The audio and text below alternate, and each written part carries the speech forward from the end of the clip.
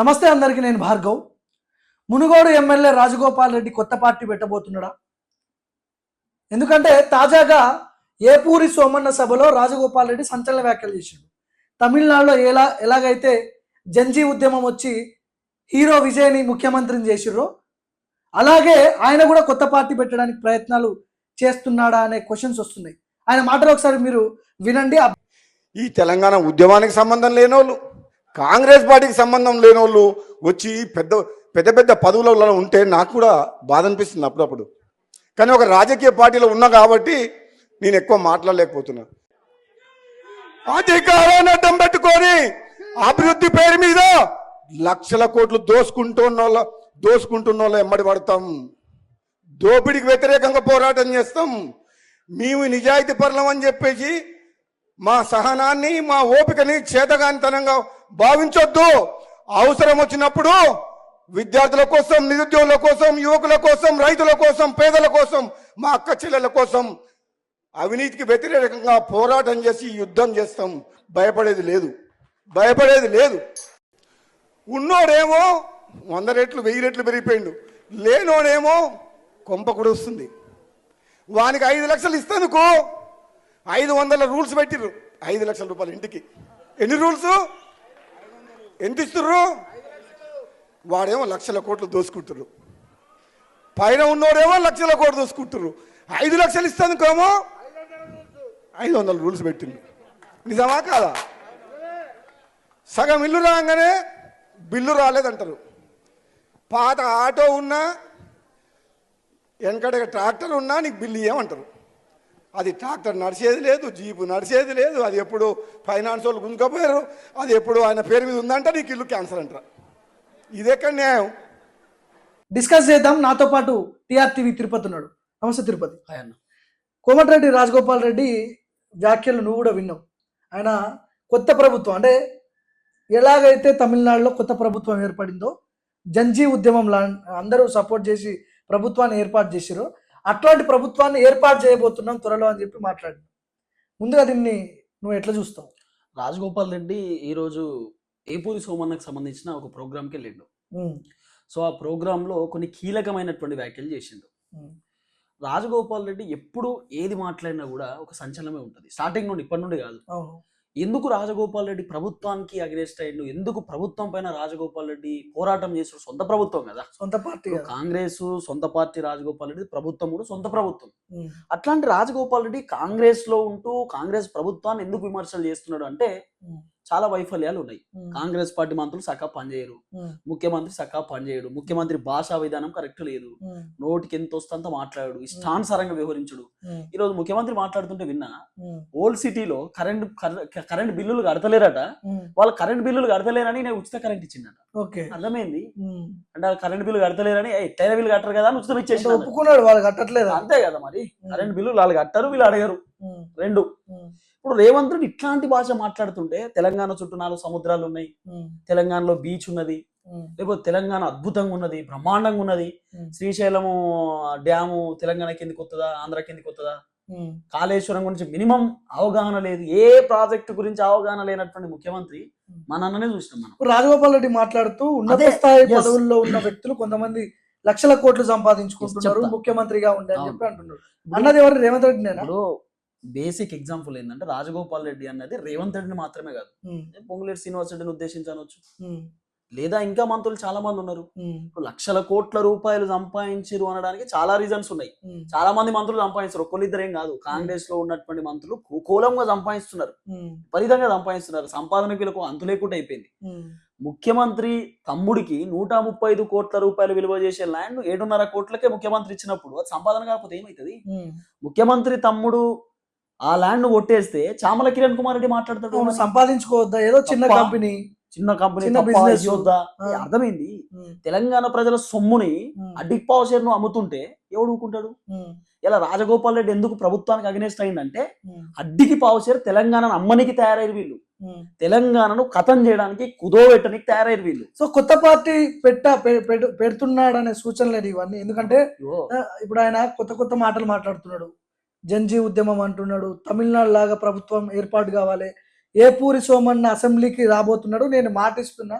అంటే ఏపూరి సోమన్నలు, అట్లాంటి ఏపూరి సోమన్లు ఒక 100 మందిని తయారు చేస్తా అంటాడు. అంటే దీని అర్థం ఏంది నాకు అర్థం కావట్లేదు. ఇప్పుడు ఫస్ట్ మనం మాట్లాడుకోవాల్సింది ఏపూరి సోమన్న గురించి.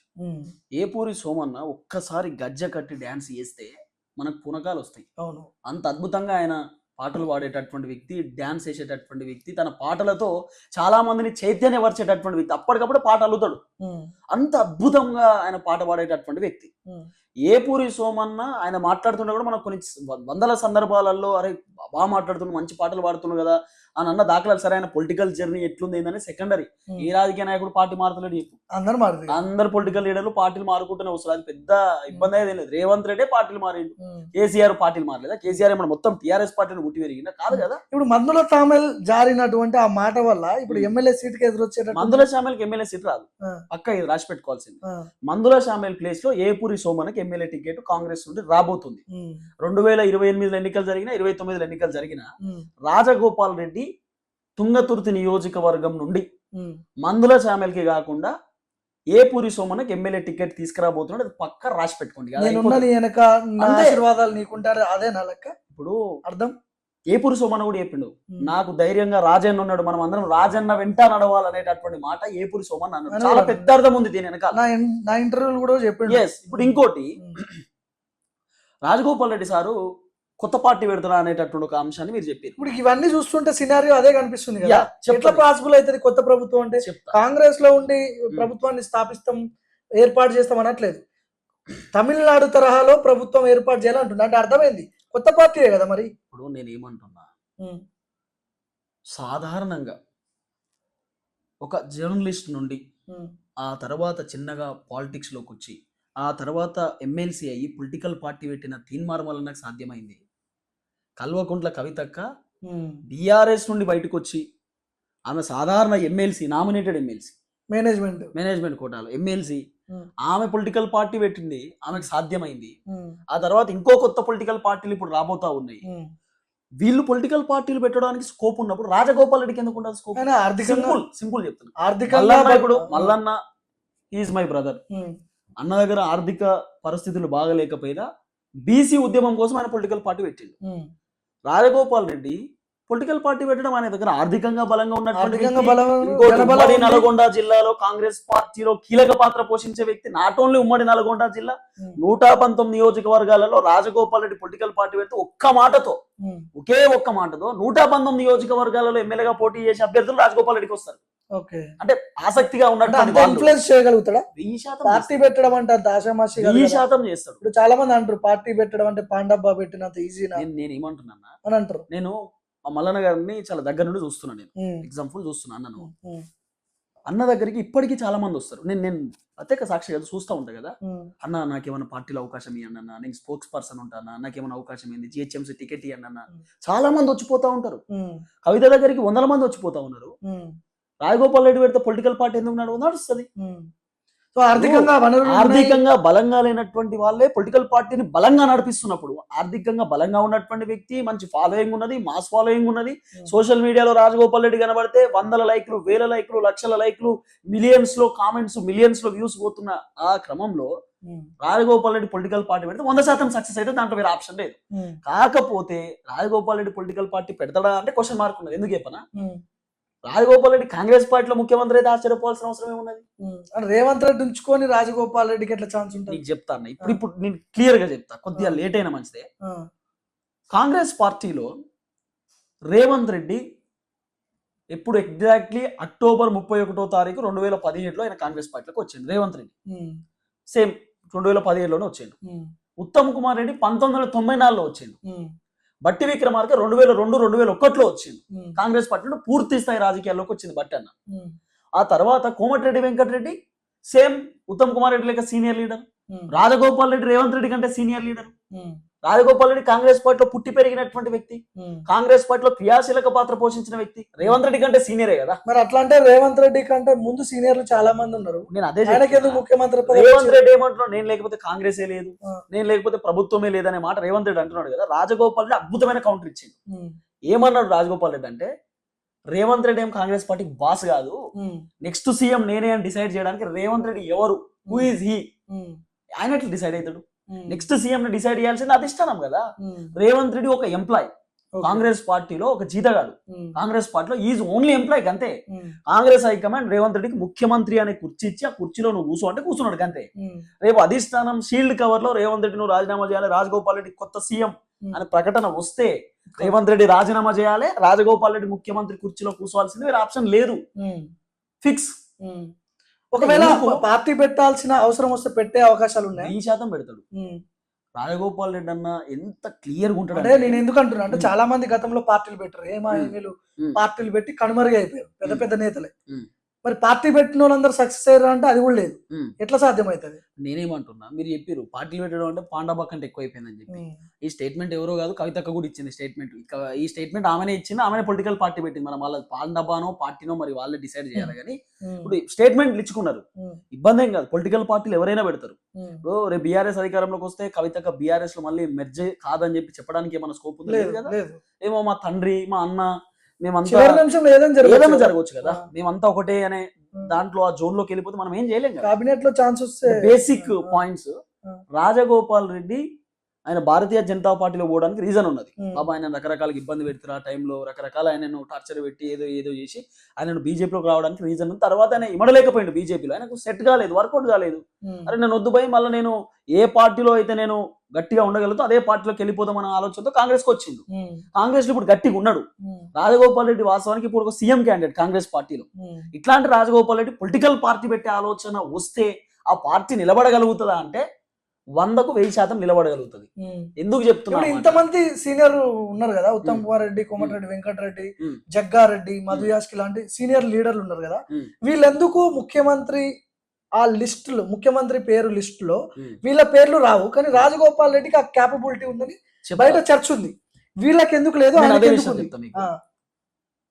కాంగ్రెస్ పార్టీ ఎమ్మెల్యేలు దాదాపు రేవంత్ రెడ్డిని పక్కన పెడితే 65 మంది, రేవంత్ రెడ్డితో 66 మంది మంత్రులు, ఎమ్మెల్యేలు అంతా కలిపి 64 మందితోటి వీళ్ళు అధికారంలోకి వచ్చారు. 2 ఉప ఎన్నికలలో గెలిచారు, మొత్తం 66 కదా. రేవంత్ రెడ్డిని పక్కన పెట్టండి, 65 మంది.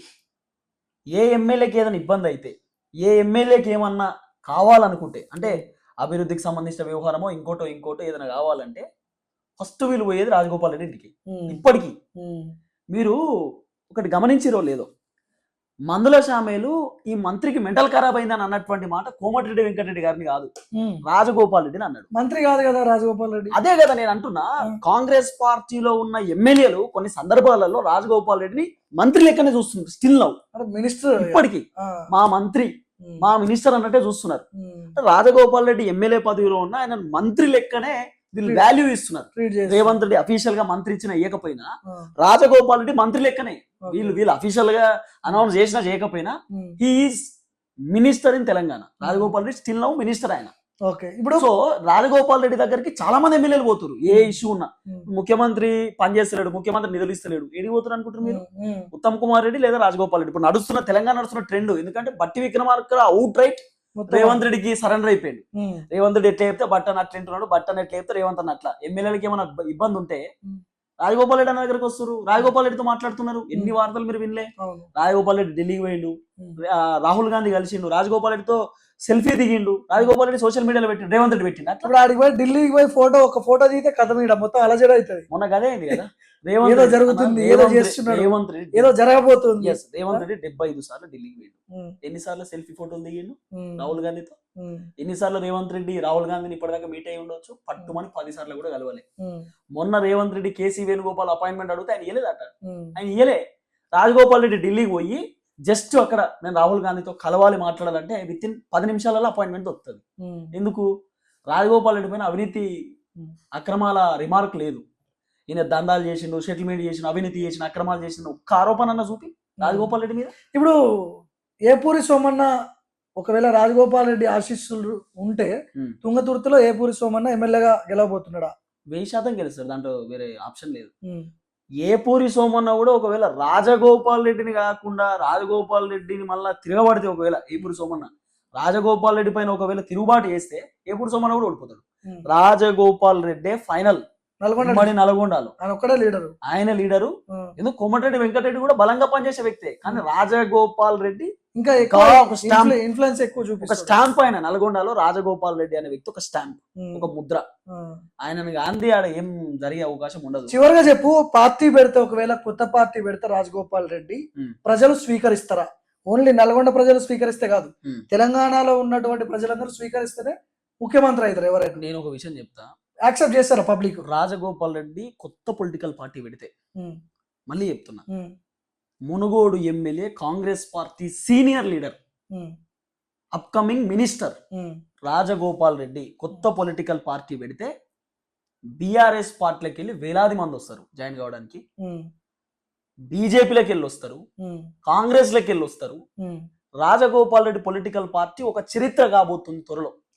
త్వరలో ఆయన పొలిటికల్ పార్టీ పెడదామనే ఆలోచనలో ఉన్నాడో లేడో నాకు తెలియదు, కానీ రాజగోపాల్ రెడ్డి సార్ మాట్లాడుతున్నటువంటి మాటలు చూస్తుంటే మాత్రం ఏదో కొత్త సంచలనాన్ని క్రియేట్ చేస్తాడేమో అనిపించింది. ఎందుకంటే ప్రభుత్వంలో తప్పు చేసినా వదిలిపెట్టను, ముఖ్యమంత్రి అయినా సరే వదిలిపెట్టను, ఎక్కడ అన్యాయం జరిగినా వదిలిపెట్టను, ఎవ్వరికి భయపడను నేను అనేటటువంటి మాటలు అనేక సంకేతాలను దారితీస్తుంది. ఇప్పుడు మనం చూసాం తమిళనాడులో ఏం జరిగిందన్న, తమిళనాడులో 2 ద్రవిడ పార్టీలను కూడా ఎదుర్కొని గెలిచిండు విజయ్, ముఖ్యమంత్రి అయ్యిండు, సినిమా యాక్టర్. చాలా మంది అన్నారు ఆయనతో ఏమైతుంది అన్నాడు. ఆయన స్టాలిన్ ఇట్లా ఇట్లా అని చెప్పి అనేక సర్వేలన్నీ మొత్తం ద్రవిడ పార్టీలకు అనుకూలంగా ఇచ్చారు. సర్వేలు విజయ్ గెలిచింది, ఒకే ఒక సర్వే మాత్రం విజయ్ గెలిచాడని చెప్పారు. ఇప్పుడు ఇంకోటి రాజగోపాల్ రెడ్డికి ఎందుకు పాజిటివిటీ ఉంటుందని నేను చెప్తున్నా అంటే, ఆయన కలవశం లేని మనిషి అన్న. ఆయన చాలా మంది అంటారు రాజగోపాల్ రెడ్డి మందుల చామలు మాట్లాడతారు కదా, రాజగోపాల్ రెడ్డి నన్ను మోసం చేసిండు, వాళ్ళని మోసం చేసిండు, నాకు చెప్పకుండా ఎట్లా వస్తాడు, వాళ్ళకి చెప్పకుండా. రాజగోపాల్ రెడ్డి వెనకాల ఉండే వాళ్ళు మొత్తం ఎక్కువ శాతం ఎస్సీ ఎస్టీలే ఉంటారన్న. సమస్యలు ఉన్నా కూడా ఆయనకు క్యాస్ట్లతో పని ఉండదు. క్యాస్ట్ పిచ్చి, అగ్రకుల నాయకులు లేకపోతే రెడ్ల ఇన్ఫ్లుయెన్స్ ఎక్కువ ఉంటది నల్గొండ జిల్లాలో, కానీ కొంత పిచ్చి కుల పిచ్చి ఉంటది అనే ఆ వర్షన్ కూడా కొంతమంది వినిపిస్తున్నారు బయట. Zero. Even though Komatireddy Venkatreddy, Komatireddy Rajagopal Reddy ఇద్దరు వాళ్ళు ఎక్కడ కూడా నువ్వు వాళ్ళ క్యాస్ట్ అడిగారన్నా. రాజగోపాల్ రెడ్డి అనే వ్యక్తి ఎవరికైనా సహాయం చేసినప్పుడు నువ్వు రెడ్డా వెలుమనా గవన్నీ అడగడాయన. నీకేం సమస్య ఉన్నది, నీకు ఇష్యూ ఉంది, హాస్పిటల్ బాబు హాస్పిటల్ చెప్పేసి, నీకేంది ఆర్థికంగా బాగాలేదు, ఇంటికాడ ఇల్లు లేదు, నీకు ఇల్లు కట్టాలి, ఇల్లు కట్టి ఇమీడియట్లీ చలో ఆయన కొట్టేసాయి, అమౌంట్ కొట్టేసి ఇది. లేకపోతే నువ్వు ఇంకా సఫర్ అవుతున్నావు, ఏదో ఇష్యూతో సఫర్ అవుతున్నావు అనుకో, నీ ఇంటికాడ పరిస్థితి బాగాలేదు, మీ కుటుంబంలో బాగాలేదు, రాజగోపాల్ రెడ్డి సొంత పైసలు నెలకు 10,000 రూపాయలు కొన్ని 100 మందికి ఇస్తున్న సంగతి ఎవరికైనా తెలుసా తెలంగాణ ప్రజలకు? రాజగోపాల్ రెడ్డి సొంత పైసలు 100 మందికి ఒక నెలకు 10,000 రూపాయలు ఇంటికి పోతాయి, ఒక్కొక్క ఇంటికి, మునుగోడులో ఉన్న ఇంటికి. అది ఎంతమంది తెలుసు? చాలా మందికి హెల్త్ ఇష్యూస్ అని వస్తారు, రాజగోపాల్ రెడ్డి 100 మందికి హెల్త్ సెట్ చేపించింది తెలుసా. ఇప్పటికీ రాజగోపాల్ రెడ్డి గవర్నమెంట్ స్కూళ్ళల్లో అయినా ప్రైవేట్ స్కూళ్ళల్లో అయినా వందలాది మంది పిల్లల్ని చదివిస్తున్న సంగతి ఎవరికైనా తెలుసు? ట్రస్ట్ కంపెనీలు నుంచి వచ్చే పైసలు అవి ఏంటి? అవి ఆయన సొంత పైసలు కూడా ఖర్చు పెట్టుకుంటాడు. ట్రస్ట్ ఉంది, ట్రస్ట్ తోటి ఎంతమందికి హెల్ప్ చేయాలి అంతమందికి హెల్ప్ చేస్తాడు, వైద్యానికి సంబంధించిన అన్నిటికీ. నేను చెప్తున్నా, రాజగోపాల్ రెడ్డి సార్ దగ్గరికి నేను ఒకసారి పోయినప్పుడు నేను చూసింది చెప్తున్నా. నాకంటే ముందు చాలా మంది ఉన్నారు, చాలా మంది వెనకాల కూర్చున్నారు. ఒక పేషెంట్ వచ్చిండు, ఇబ్బంది పడుతూ, ఆరోగ్యం బాగాలేక ఇబ్బంది పడుతూ వచ్చిండు. ఆయన హెల్త్కి అసలు బాగాలేదన్న, చాలా దారుణమైన సిచ్యువేషన్ ఉన్నది. ఆయన పోయి రాజగోపాల్ రెడ్డి సార్ దగ్గర కూర్చుంటాడు. కూర్చొని సార్ నీకు దండం పెడతా, కాలు మొక్తా అంటే, నా కాలు అట్లా పట్టుకోవద్దు, వద్దు అని చెప్పి ఏమైందని అడిగితే, ఇట్లా నా మన్మోడు సార్, నాకు ఉన్నదే నా మన్మోడు, ఒక వీడియో బాగా వైరల్ అయింది, వీడే నా ఆస్తి అని ఆయన మాట్లాడుతున్నప్పుడు, ఆయన ₹1 నువ్వు పెట్టుకోకు, మొత్తం నేను పెట్టుకుంటా, నేను చూసుకుంటా, ఏం కావాలంటే నేను చేస్తాపో, ఆయన బతికిచ్చే ప్రయత్నం నేను చేస్తా, నువ్వు వెళ్ళిపో. అంత గొప్ప నాయకుడు ఎవరున్నారన్నా? ఏడున్నారు గొప్ప నాయకుడు చెప్పు నాకు. సొంత పైసలు ఖర్చు పెట్టి ప్రజలకు మంచి చేసే నాయకుడు ఎవరున్నారు నాకు ఒకసారి చెప్పు. ముఖ్యమంత్రి రేవంత్ రెడ్డా? రేవంత్ రెడ్డి ₹10 వేరేటోళ్ళకి ఏం చూసినా ఎప్పుడన్నా? ఒక వీడియో వైరల్ అయిందా? మంత్రులు ఉన్నారు, మస్తు మంది మంత్రులు ఉన్నారు, ఎవరైనా హెల్ప్ చేయంగా చూసినావా? సీతక్క ఒకనొక టైంలో రీల్స్ చేసింది అక్క, ఇప్పుడు ఎవరికి హెల్ప్ చేసిందన్న? సీతక్క ప్రతిపక్షంలో ఉన్నప్పుడు అక్క మూటలు మోసింది, ఇప్పుడు ఏం చేస్తుందన్న? కోమటిరెడ్డి వెంకటరెడ్డి కూడా ఏదో వీడియోలో చూసిన నేను. వెంకటరెడ్డి ఏమంటాడు అంటే, వెంకటరెడ్డి నా దగ్గరే ఉన్నదమ్మా, నా దగ్గరకు వచ్చినావు, మా తమ్ముడు దానకర్ణుడు, ధర్మాత్ముడు, ఆయన దగ్గరకు పో, ఆయన దానం చేస్తాడని చెప్పి అంటాడు. నిజం, దాన ధర్మాలు ఆయనే చేస్తాడు. కోమటిరెడ్డి వెంకటరెడ్డికి ఇప్పటికీ సొంత ఇల్లు లేదు తెలుసా? వెంకటరెడ్డి రెండింట్లో ఉంటున్నాడు, రెండింట్లోనే ఉంటాడు ఆయన, ఆయన సొంత ఇల్లు లేదు. ఇప్పుడు రాజగోపాల్ రెడ్డికి ఎట్లుంటది అంటే అన్న, బేసిక్ గా వాళ్ళ కొడుకు కంపెనీ ఉంది, కంపెనీ నుండి కొంత డబ్బులు వస్తాయి, అంటే ఏదో పని చేసుకోవడమో కాంట్రాక్ట్ అదొకటి ఇదొకటి వస్తాయి. ఆ డబ్బులు రాజగోపాల్ రెడ్డి అన్న చెప్తాడు, ఎవరికి? వాళ్ళ కొడుకుకి చెప్తాడు, ఓ ₹10 మనం ఖచ్చితంగా హెల్ప్ చేయాలంటే. వాళ్ళ కొడుకు కూడా సంకేతాన్ని కూడా ఎక్కడ ఆలోచన చేయడు, 10 కాదు డాడీ 50 ఇచ్చేసే అంటాడు ఆయన. సంకేత్ రెడ్డి అవును మనం అట్లుంటాడు ఆయన. మనం నేను పోయి కూడా కూడా ఒకసారి కలిసినప్పుడు మనం కలిసినాము. ఒకసారి పోయి మాట్లాడినప్పుడు ఆయనతో ఆయన అవును. చాలా క్లియర్ గా చెప్పిండు, ఉమ్, అన్న ఎవరికి ఏం కావాలంటే అది చేస్తా అన్న, నాకు ఎక్కడ ఇబ్బంది లేదన్న ఆ మాట ఆయన చెప్పిండు. మనతో కూడా మనం మాట్లాడినాం కదా, ఇంతమందికి హెల్ప్ చేస్తారు ఎట్లా పాసిబుల్ అవుతుంది అంటే వచ్చినట్టు ఇచ్చేస్తా, వాళ్ళు చేసేది అదే, వాళ్ళు చేసే పని. వాళ్ళు కోట్లు సంపాదించుకోవాలి, లక్షలు సంపాదించుకోవాలని ఆలోచన వాళ్ళకి ఎందుకు ఉంటది? చివరిగా చెప్పు, ఇప్పుడు పార్టీ పెట్టాలా వద్దా, నీ సజెషన్ ఏంటి? నీ సజెషన్ ఏంటి? ఇవో నేనేం అనుకుంటున్నా అంటే Rajagopal Reddy is a big head, పెద్ద తల కాంగ్రెస్ పార్టీకి. ఉమ్మడి నల్గొండ జిల్లాకి రాజగోపాల్ రెడ్డి గుండెకాయ కాంగ్రెస్ పార్టీకి. సో రాజగోపాల్ రెడ్డి అన్న పొలిటికల్ పార్టీ పెడితే చాలా సూపర్ అద్భుతంగా హైలైట్ ఉంటుంది, నేను కాదని అనట్లేదు. కానీ కాంగ్రెస్ పార్టీలో రేవంత్ రెడ్డి తర్వాత నెక్స్ట్ లీడర్ రాజగోపాల్ రెడ్డి. కాంగ్రెస్ తర్వాత కాంగ్రెస్ లో నెక్స్ట్ లీడర్ రాజగోపాల్ రెడ్డి, ఉత్తమ్ కుమార్ రెడ్డి కూడా. ఇప్పుడు రేవంత్ రెడ్డి ఎంతసేపు నేను లేకపోతే కాంగ్రెస్ లేదు, నేను లేకపోతే ప్రభుత్వం లేదు, నువ్వు దిగొచ్చినావు పై నుండి, దిగొచ్చినావా? నీకంటే సీనియర్ లీడర్ కదా వీళ్ళంతా, నువ్వేంది? కానీ రేవంత్ రెడ్డి ఉంచుకొని రాజగోపాల్ రెడ్డికి ఛాన్స్ ఏ రేవంత్ రెడ్డి ఏడు ఉంటాడన్న, ఆయన నెక్స్ట్ బీజేపీ లేకపోతే ఆయన కొత్త పార్టీ పెట్టుకుంటాడు, ఆయన టీం ని రెడీ చేస్తున్నాడు, కొత్త టీం రెడీ ఆయన చేస్తున్నాడు. రేపు మా పైన పొలిటికల్ పార్టీ పెట్టి చెప్తాడే నేను ఢిల్లీ పార్టీలో ఉండలేను, నాతో కాదు, నన్ను రిస్ట్రిక్షన్ చేస్తారు, ఫ్రీడమ్ ఉండాలి, నేను ఇక కొత్త పార్టీ పెడుతున్నా, ఇది మన పార్టీ అని చెప్పి రేపు దుకాణం తెస్తాడు ఆయన. నెక్స్ట్ ఫ్యూచర్ కాంగ్రెస్ పార్టీ ముఖ్యమంత్రి రాజగోపాల్ రెడ్డి. 1000% దాంట్లో వేరే ఆప్షన్ లేదు.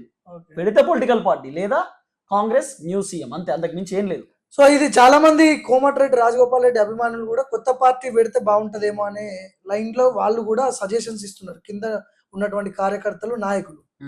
చూద్దాం ఏం జరగబోతుందో. మరి పార్టీ పెట్టే ఆలోచన ఉందా, లేదంటే కాంగ్రెస్ లోనే కొనసాగి ఆయన అనుకున్న సాధిస్తాడా అనేది మనం భవిష్యత్తులో చూడాల్సిన అవసరం ఉంది. సబ్స్క్రైబ్ చేయని వాళ్ళు ఉంటే సబ్స్క్రైబ్ చేయండి, నా డైలీ రెగ్యులర్గా నా వీడియోస్ మీకు అప్డేట్ రావాలంటే.